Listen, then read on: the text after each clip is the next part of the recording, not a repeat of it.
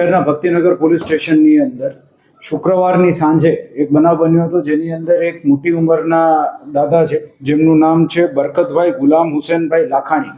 70 વર્ષની ઉંમરના, કે જેઓનું સ્ટેબિંગ થયું હોય તેવી હાલતમાં મૃતદેહ મળ્યો હતો. આ જે બનાવ બન્યો તો એ જે તે સમયે અનડિટેક્ટ હતો અને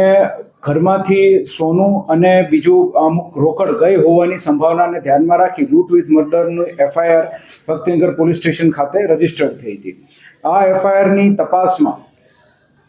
રાજકોટ શહેર ક્રાઇમ બ્રાન્ચ અને એ સિવાય લોકલ પોલીસને બધી ટીમો કામે લાગેલી હતી. તે દરમિયાન રાજકોટ શહેર ક્રાઇમ બ્રાન્ચની ટીમને માહિતી મળી હતી કે 2 શંકાસ્પદ ઈસમો છે કે જેઓ વારંવાર ત્યાંથી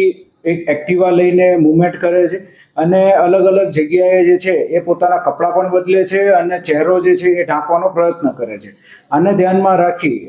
ટેકનિકલ ઇન્ટેલિજન્સથી અલગ અલગ રીતે ટીમો બનાવીને તપાસ શરૂ કરવામાં આવી અને તપાસના અંતે 2 લોકો જે છે તેઓની ડિટેન કરવામાં આવ્યા અને પૂછપરછ શરૂ કરવામાં આવી. જે દરમિયાન એવું ક્લિયર થયું કે કિશન વાઢેર અને સ્નેહલ ગોહિલ નામના એક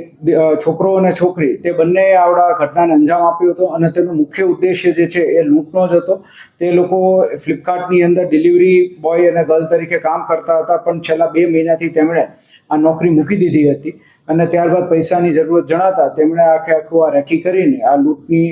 જે ઘટના છે અને ત્યારબાદ મર્ડર છે તેને અંજામ આપ્યો હતો. સંપૂર્ણ મુદ્દામાલ રાજકોટ શહેર ક્રાઇમ બ્રાન્ચ દ્વારા કબજે કરવામાં આવ્યો છે અને તે ઉપરાંત જે ગુનાના કામે જે એક્ટિવા વપરાણું હતું તે પણ કબજે કરવામાં આવ્યું છે.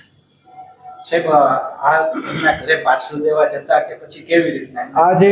ટાર્ગેટ કેવી રીતના બરકતભાઈ જે છે તેમની સાથે આ છોકરી જે છે એ આશરે 1 વર્ષ પહેલા જ્યારે HDFCની અંદર કામ કરતી હતી ગોલ્ડ લોન આપવા માટે થઈને, ત્યારે ગોલ્ડ લોનના બહાને આ બરકતભાઈની સાથે ટચમાં આવી હતી અને ત્યારબાદ જે એ લોકોની કેફિયત છે તે મુજબ આ બરકતભાઈ અવારનવાર આ છોકરીનો સંપર્ક સાધવાનો પણ પ્રયત્ન કરેલો છે અને તે લોકો એકબીજાને પહેલેથી ઓળખતા હતા, જેથી આ છોકરી તે આ બરકતભાઈના ઘરે અગાઉ પણ ગયેલી હતી અને એ દરમિયાન આ જે સોનાના જે ઘરેણા જે બરકતભાઈ પહેરતા હતા તે તેના ધ્યાન પર આવેલું હતું.